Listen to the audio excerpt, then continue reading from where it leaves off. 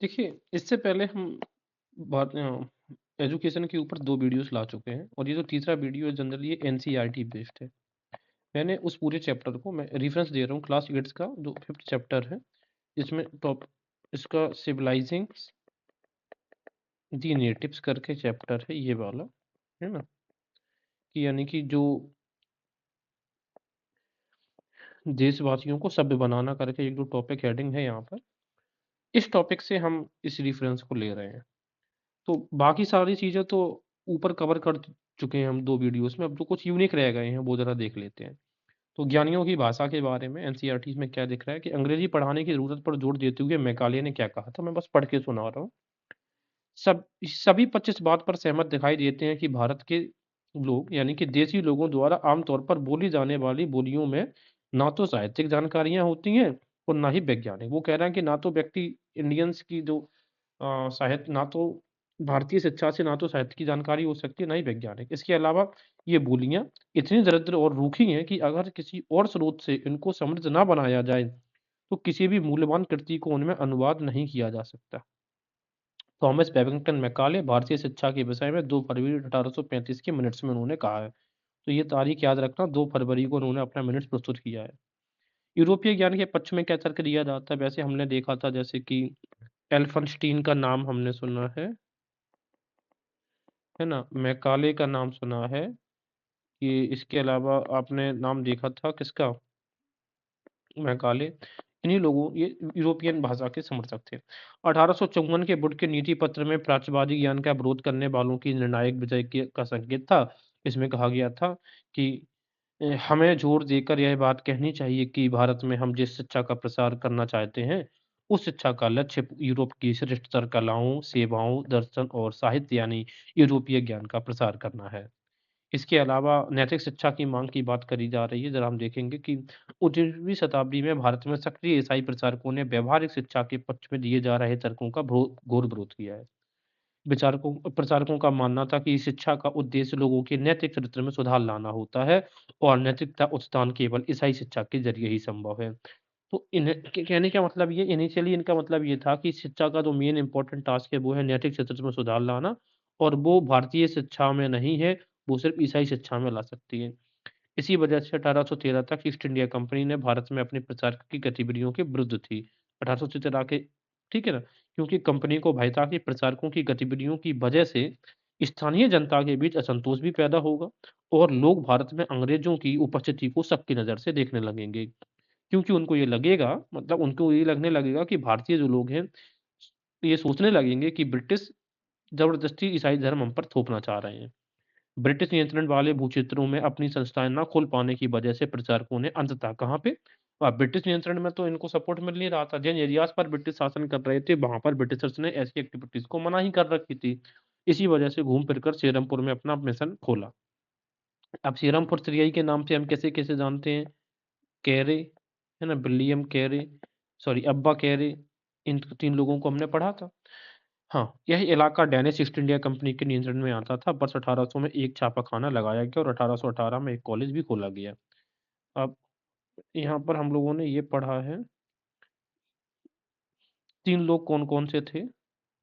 यहाँ पर सेरमपुर मिशनरी में डॉक्टर कैरे, मार्समैन और बार्ड। ये 3 लोग याद रखिएगा। आगे देखेंगे 19वीं शताब्दी के दौरान पूरे भारत में प्रचारक स्कूल खोले गए, परंतु 1857 के बाद भारत की ब्रिटिश सरकार प्रचारक शिक्षा को प्रत्यक्ष सहायता देने में आनाकानी करने लगी। कहने का मतलब है सिर्फ 1813 से 1857 तक ही ब्रिटिश ने एजुकेशन को सपोर्ट किया है। क्योंकि अब 1857 में क्यों? क्योंकि 1857 में क्रांति हो गई थी और सरकार को लगता था कि स्थानीय रीति-रिवाज़ों, व्यवहारों, मूल्य मान्यताओं और धार्मिक विचारकों में से किसी भी तरह की छेड़छाड़ देसी लोगों को भड़का सकती है और दोबारा से एक नई क्रांति हो सकती है। तो अब दोबारा से क्रांति ना हो इस वजह से उन्होंने भारतीयों के जो इंटरनल अफेयर्स थी, धार्मिक व्यवहार उन पे इंटरवेंशन करना बंद कर दिया था। आइए बात करते हैं अरविंद घोष के क्या विचार थे।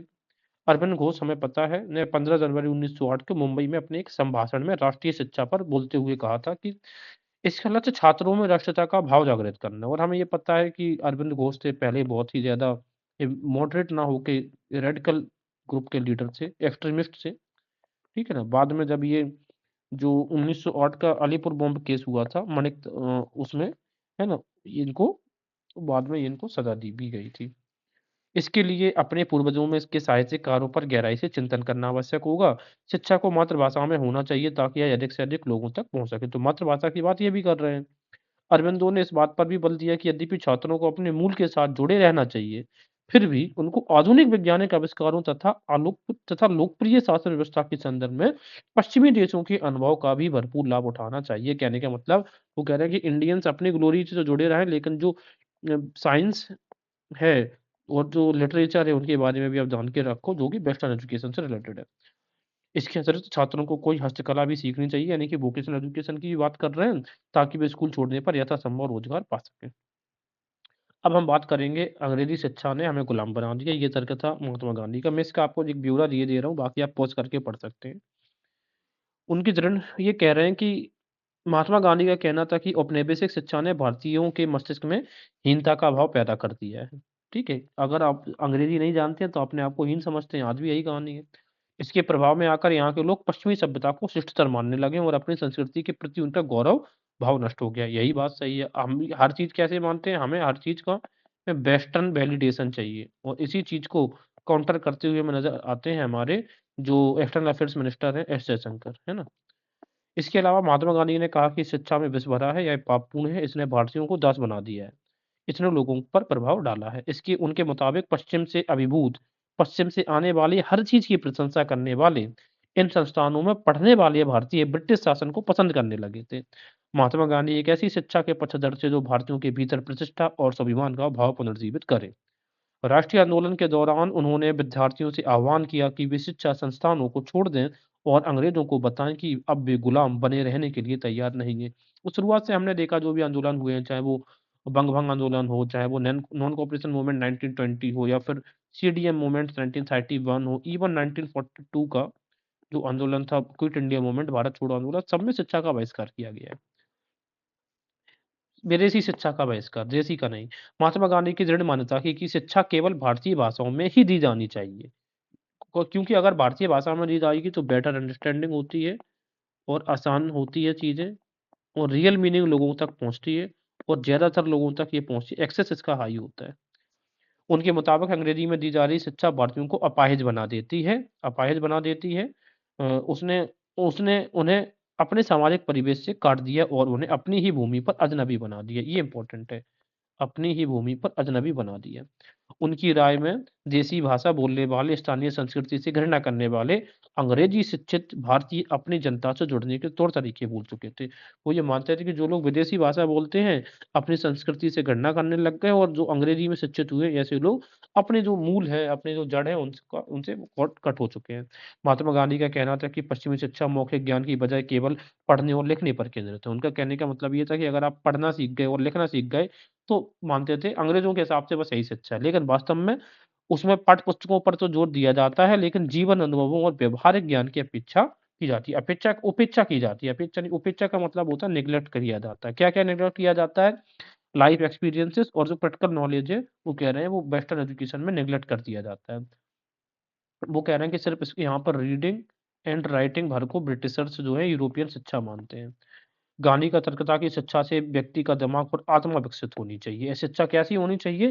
जिससे व्यक्ति का दिमाग और आत्मा विकसित हो। उनकी राय में केवल साक्षरता यानी पढ़ और लिखने की क्षमता पा लेना ही शिक्षा नहीं है। वो कह रहे हैं कि सिर्फ रीडिंग एंड राइटिंग ही सिर्फ शिक्षा नहीं है, एजुकेशन।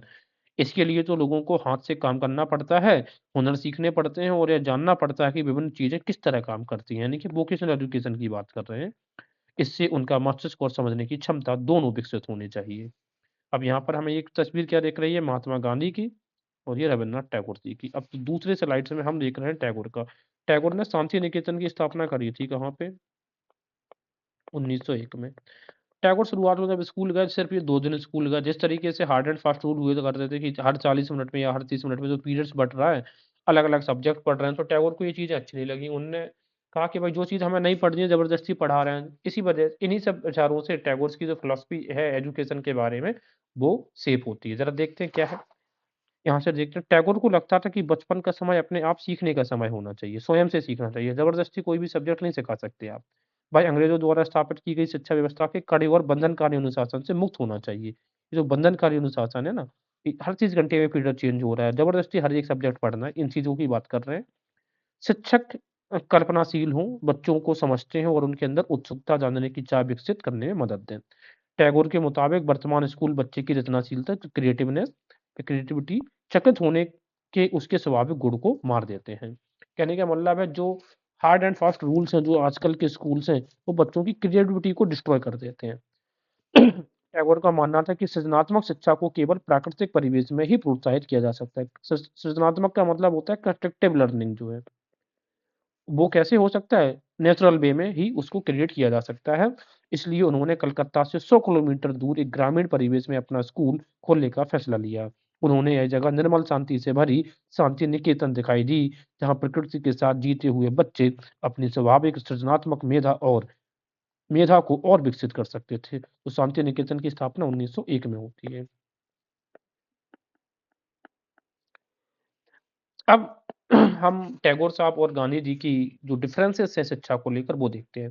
बहुत सारे मामलों में टैगोर और महात्मा गांधी शिक्षा के बारे में कमोबेश एक जैसी राय रखते थे, लेकिन दोनों के बीच फर्क भी थे।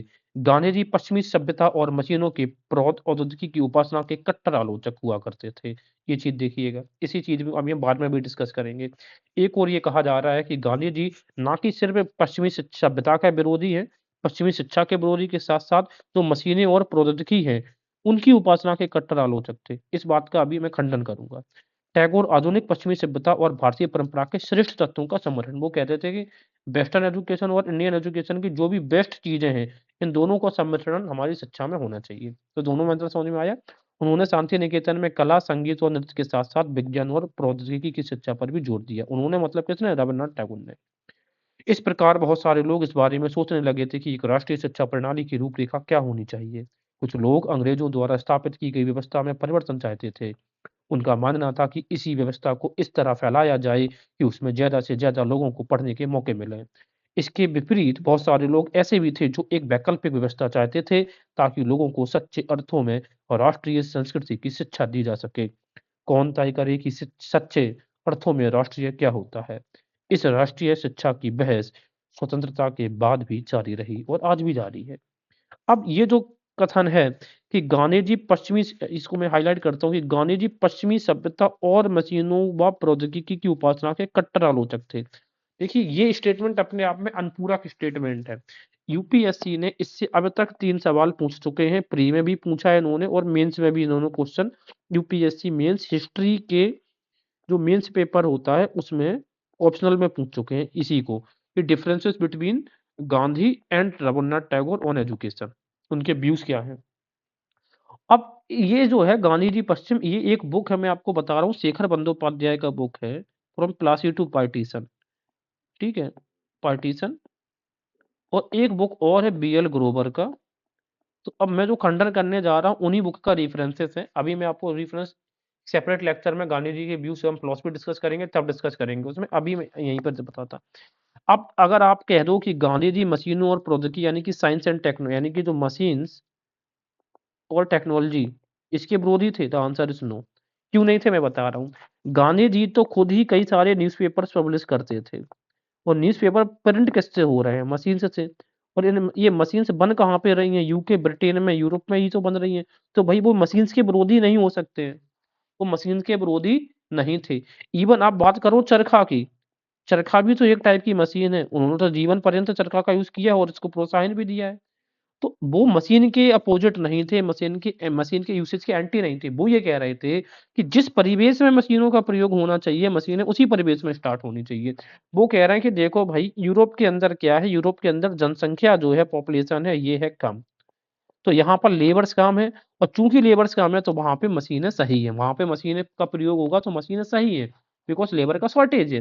लेकिन इंडिया जैसे देश में जहाँ पर अच्छी खासी पॉपुलेशन है, जनसंख्या अच्छी खासी है, यहाँ पर मशीनों का अधिक प्रयोग क्यों हो?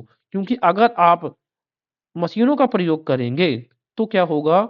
ये जनसंख्या बेरोज़गार हो जाएगी, इनके पास खाने के लिए कुछ नहीं रहेगा। इस एस्पेक्ट में वो मशीनों का विरोध करते हुए दिखते हैं। वो कहते हैं कि मशीनें अपने आप में उनका विरोध नहीं कर रहे हैं। वो कह रहे हैं कि मशीनों का सिचुएशनल यूज़ होना चाहिए, एनवायरनमेंट को देखते हुए, सिचुएशंस को देखते हुए, अदर इकोनॉमिक फैक्टर्स को देखते हुए मशीन्स का यूज़ होना चाहिए। तो जिन देशों में पॉपुलेशन अधिक है, वहाँ पर मशीन्स रिप्लेस अगर करेंगी, तो ह्यूमन्स लेबर अफेक्टेड होगा। सो एक्चुअली में ये शॉर्ट एक्सप्लेनेशन मैंने गांधी जी की कर दिया है। तो ये चर्चा थी हमारे एनसीईआरटीज़ की बुक से रिलेटेड।